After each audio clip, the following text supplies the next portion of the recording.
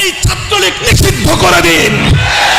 যারা আমার মায়ের বুক খালি করবে তারা এদেশের শিক্ষাঙ্গনগুলোকে কসাইখানায় পরিণত করবে।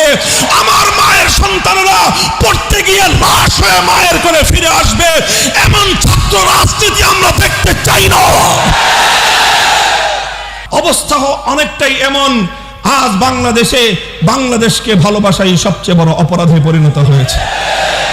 দেশের স্বার্থে কথা বলবেন, পিটিয়ে মারবে, অভিযোগ করবার কোনো জায়গা নাই।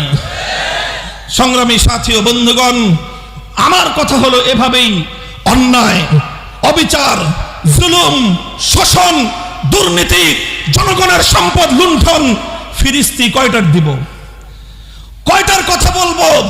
তানহামা দাগ দাগ সুদ, পুম্বা কুজা কুজা নেহাদ, সারা শরীর ক্ষত বিক্ষত, মলম আর পট্টি আমি কয়খানে লাগাবো?